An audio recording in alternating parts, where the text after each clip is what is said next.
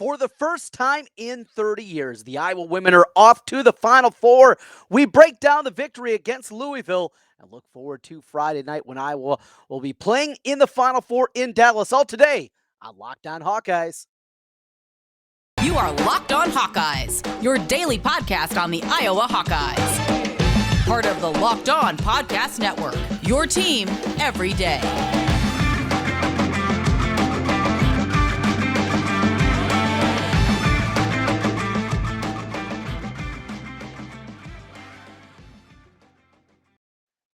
Hey, welcome in. I'm Trent Condon, and this is the Locked On Hawkeyes podcast. Thanks for making Locked On Hawkeyes your first listen every day. We're available wherever you get podcasts. You can find us on Spotify, on Stitcher, Google, Apple. We got you covered there, and you can also find us on YouTube.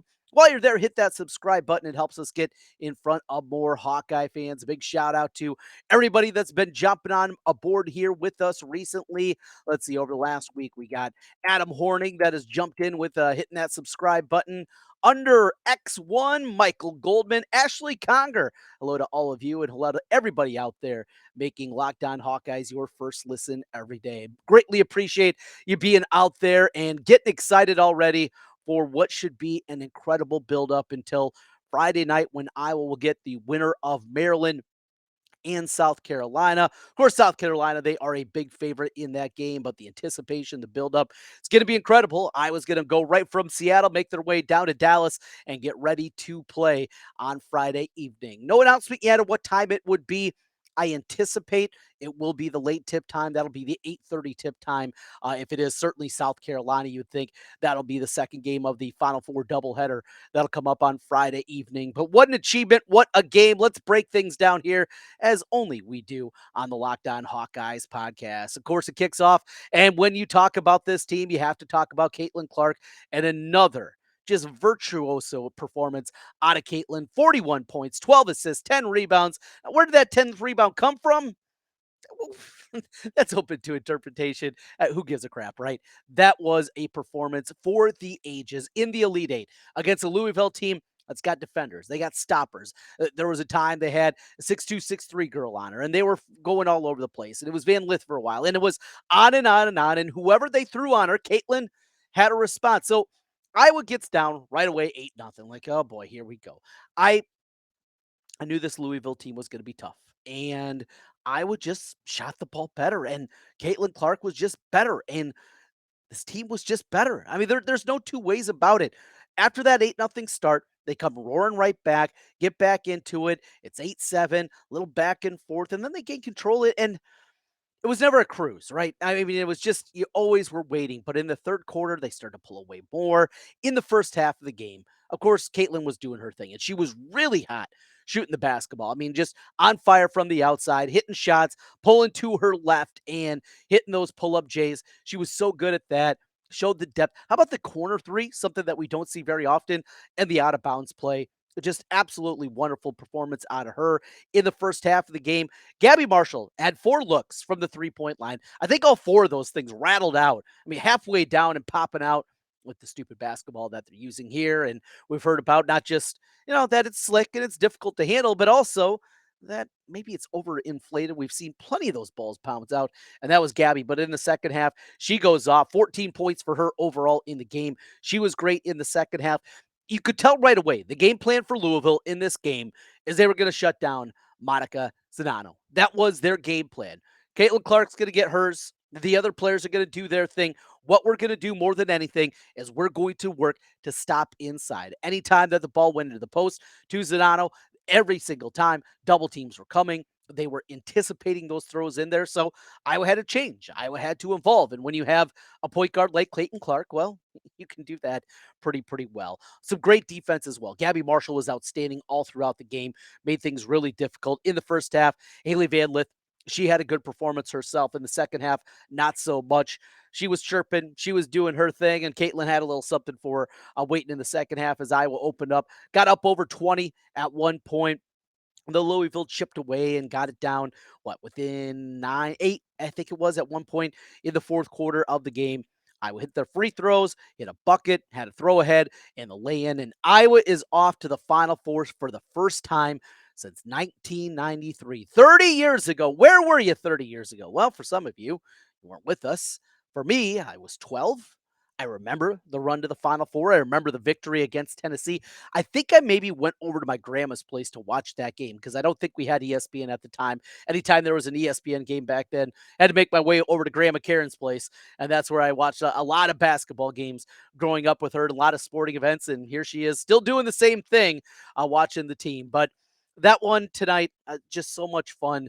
And now we look forward to what this team has, what they're going to be. Now, you look at the path that they went through. Yes, the number 1 seed got knocked off. The 3 seed Duke went down. The number 4 seed Texas went down. Yet the matchups, and certainly over the last 3 games, Georgia, Colorado, and Louisville, all teams that play a physical style. They're going to grind you, good defensive teams, and yet Iowa, every single time, they had a response. So they put up 97 points against this team. Remember, they had that stretch in the fourth quarter. They didn't have a field goal for 7 minutes, and they still put 97 up on the board. They scored 87 against that Colorado team, and the one, I guess, low water mark was against Georgia, and they still scored 74. This team offensively is so good.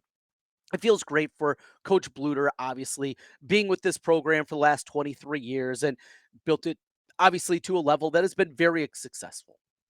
But getting over that final hump, if you're a video game player, right, beating that last boss, whoever it may be, it can be incredibly difficult. And that's what it was for Iowa basketball. Made another Elite Eight a couple of years back with Mega Gustafson, and just weren't in the same caliber as those top level teams. Well, I was there now. And more than likely, yes, it's going to be South Carolina in that game Friday night. But the way this team is playing offensively, the the chip on the shoulder, I think that they're going to have too. South Carolina, they've been talking a lot. And they've been talking about team. Well, did you hear after the game, Caitlin Clark?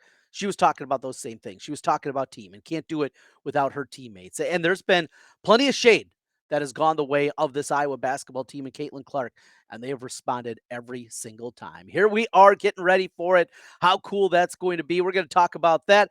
And your boy's making his way down there. That's right. TC, I'm going to be on the road here with Locked On Hawkeyes. We're going to be making our way down to Dallas for the Final Four. We'll talk about that a little bit more as we continue here. The Hawkeyes in the Final Four for the first time in 30 years. A little salve of the wounds, right? And there's a lot of great things going on. We touched on it after the win against Colorado on Friday night. Brody Breck hanging up his cleats on the football field and going to be dedicating himself completely to baseball. We will talk about that. The Iowa baseball team off to their best start ever. How about the Iowa softball team? Had a very difficult matchup against Penn State to begin Big Ten play. They take 2 out of 3 after losing in 9 innings in game 1. Bounce back and win both the games over the weekend. Huge for them and a real opportunity in an incredibly difficult Big Ten to keep moving up the rung and some big opportunities in front of them. We have that going on. Spring football is happening. Tons happening, but of course the big story, Iowa women to the Final Four. We'll continue to talk about that as we roll through here. This is the Locked On Hawkeyes podcast. Today's episode of Locked On Hawkeyes is brought to you by Built Bar as we make our way through March. Man, tune join us for bar or puff with Built March Madness bracket. Now it's your time to make it official for you. Make it count at builtmarchmadness.com and you can vote for your favorite. Now, you know what I'm going to be doing.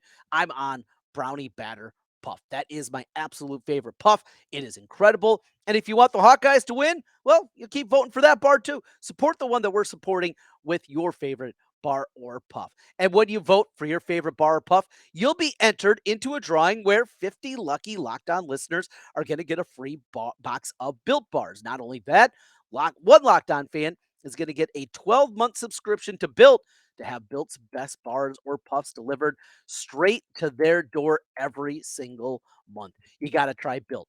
Built, the best protein bar ever. Seriously, so amazing. You don't even think they're good for you.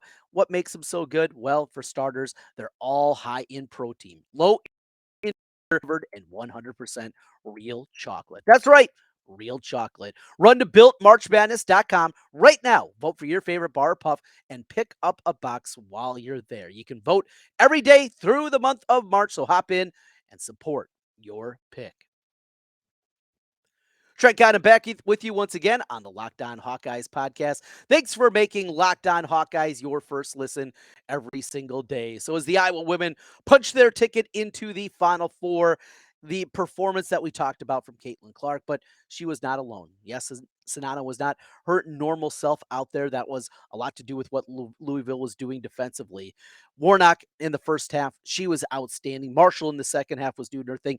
Kate Martin just being the traffic cop out there, doing the defense assignment things, doing those little things that you need. How about off the bench? We saw a Fulter. She came in, helped out with a couple of buckets. And after Friday night, we see Hannah Stuelke coming off the ankle injury, didn't play in the game against Georgia in the round of 32. And you wondered, well, is she healthy? After the game, Coach Bluter said, yes, she was healthy. It was more of a matchup thing.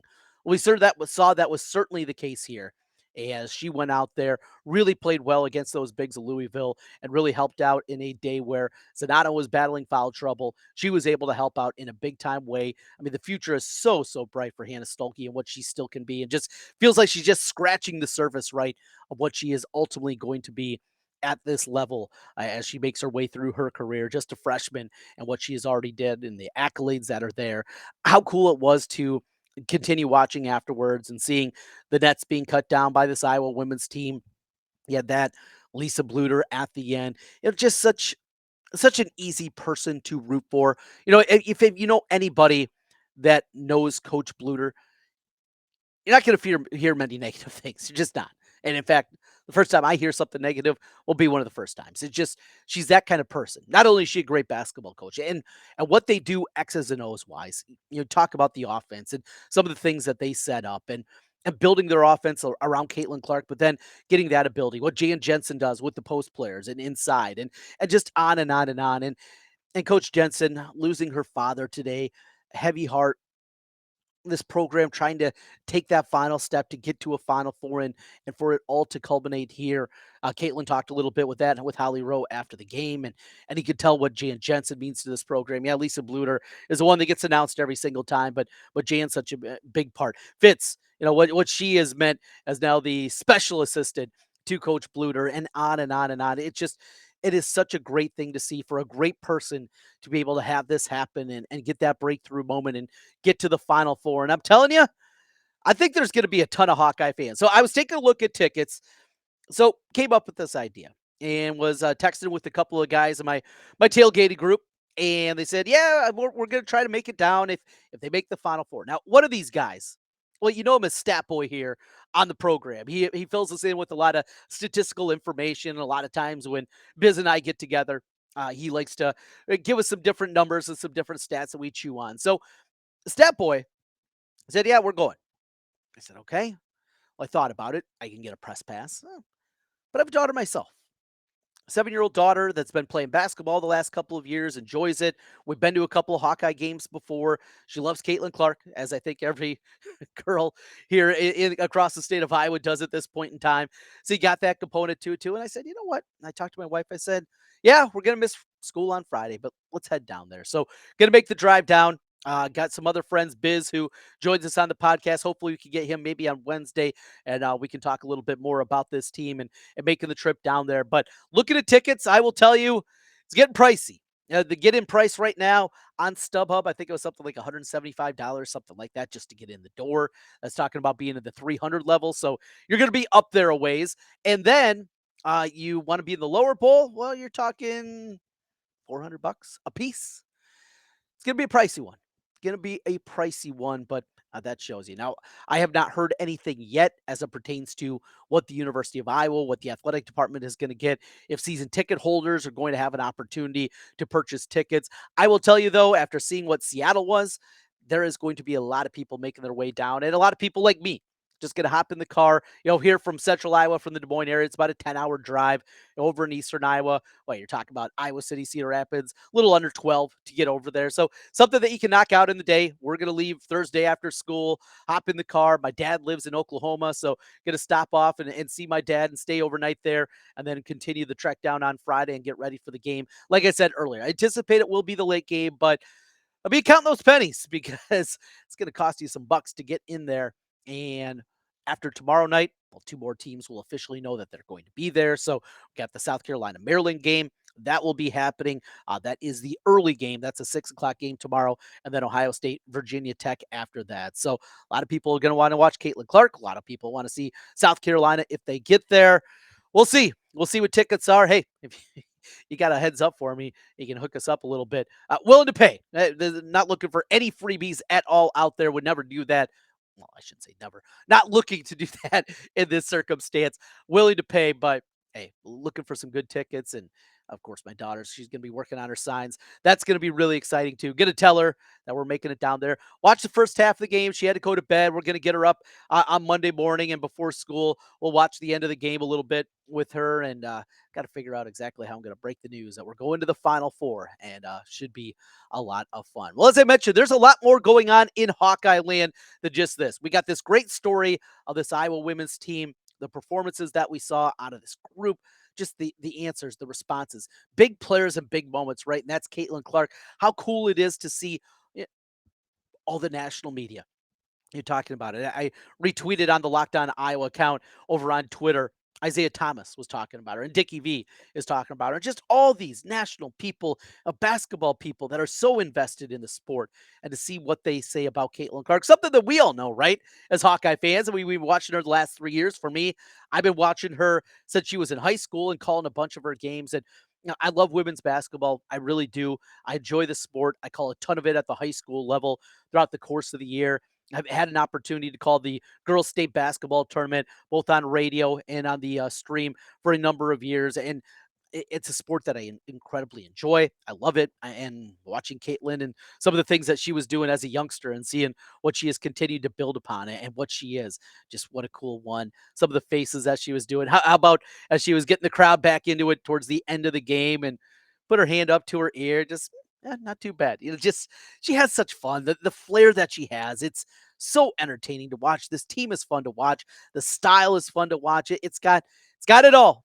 And we will continue to break things down here on Locked On Hawkeyes. Wrapping things up on the other side. So many more things to get into with this Iowa squad and Iowa athletics in general. We'll talk a little bit about Brody Brecht, his decision to hang up the football, and he is going completely to baseball. What does that mean for Iowa? We'll do that as we continue here on Locked On Hawkeyes.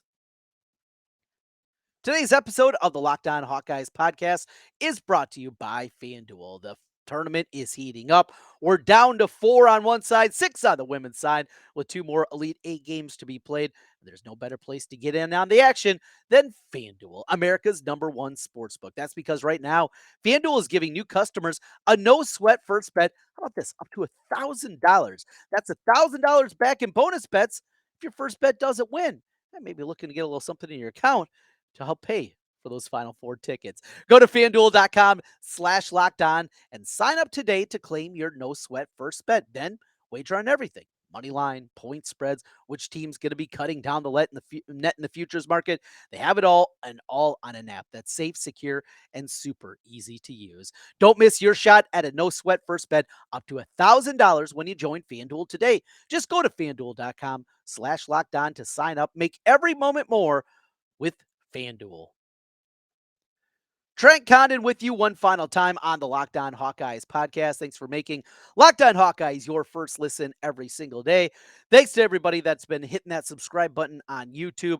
It helps us get in front of more Hawkeye fans. We're talking women's basketball. We're talking softball. We're talking baseball. We got everything. How about the baseball team? Off to their best start. They just go out there, take care of business against Western Michigan. Not a great Western Michigan team by any means, but a win as a win. So impressed by what I saw from Iowa softball over the weekend. They lose game 1 to Penn State, come back, win the final 2 games to take the series. Really, really nice start to the season for this Iowa softball team. Of course, a program under Gail Blevins that had so much success, College World Series. They had some outstanding teams back in the day, and seeing them build back up and hopefully get to a level. Big Ten softball is very good. We know the power, much like baseball, is in the South, but there's been a lot of good softball played throughout the years at the Big Ten level. Michigan, Northwestern, a couple of programs that have had a ton of success throughout the years, and good to see Iowa. Looks like they're maybe trending back to that level once again and doing some good things. And as we get deeper into spring, we'll talk more about that. But the biggest story from over the weekend outside of Iowa women's basketball was Brody Brecht and making the decision, as the release came out on Friday evening, right after he finished up his start against Western Michigan, had 10 strikeouts in the game, something that frankly, I've been hitting at for a long time, something that I believe maybe even should have happened a year ago, but here we are, where he decides enough with football. I need to concentrate on baseball. And, I think he, in his release, put it incredibly well, right? Where he said, yes, he loves football. It's his first love. But it's just that reality of where things are going to be. And I think you'll have this opportunity, right? And it doesn't matter if we're talking about work life, family life, whatever it is, where you have to make some difficult choices. And you don't always want to have to do it as a 20-year-old. Make for him at this point, certainly the most difficult, I'm going to guess, decision that he's ever had to make. But this is the best thing. There are people that are talking about Brody Breck being the number one pick in the 2024 draft. There are people that say he is not just a first rounder, he is higher than that.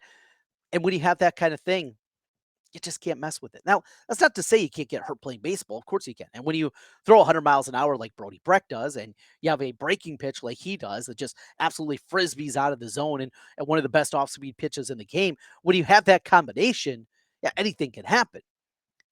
But why put the undue stress of going out there and having guys from all walks going out there and hitting you as a wide receiver, right? It's reality. Now, when we look at it from an Iowa football perspective, this is a blow. And with this now officially on the books, and we talked about this a little bit earlier in the week, and we took a look at the press at the two deep of the Iowa football team. Now, Seth Anderson was not on that two deep, the transfer from Charleston Southern. He will be there. He will be a part, but he is right now dealing with the soft tissue injury. With that happening, Iowa, come May 1st, they need to hit the portal again. It's incredibly important for them. They have to get more talent. Offensive line, I think they can't be worse than what they've been the last 2 years. And I think they have a chance to be at minimum solid this year. McNamara is a huge upgrade over Petrus. Running back is in incredibly good hands. The tight end room with the 1-2 punch of Lachey and all. I mean, that's as good as anybody has in college football. You have everything right now, at least position wise, short of the wide receivers. Now we can get into the offensive coordinator and that problem that continues to be there with Brian Ferentz, and that'll be conversations that we'll still have. But in terms of pieces, I feel like they have a really good shot here to take a step forward, but you need more help. And I think not just one, maybe two wide receivers is something that they need to be shopping for and they need to be selling when portal season comes back open on May 1st. We got a lot of spring football, so many different storylines to continue to track. The spring sports have continued and winter sports goes on for at least, well, one more game, and let's hope two more games with the Iowa women in the Final Four for the first time in 30 years. It is always great to be a Hawkeye, and it's always great to have you here with us. Thanks for making Locked On Hawkeyes your first listen today. For your second listen, check out our new podcast, Locked On College Basketball. Our experts, Isaac Shoddy, along with Andy Patton, bringing you everything you need to know on and off the court. Plus, you can hear from the big name experts, coaches, and players all throughout the college basketball landscape with Locked On College Basketball, available on YouTube and wherever you get podcasts. We'll again so much go time to be a Hawkeye. We will talk to you again soon. Go Hawks.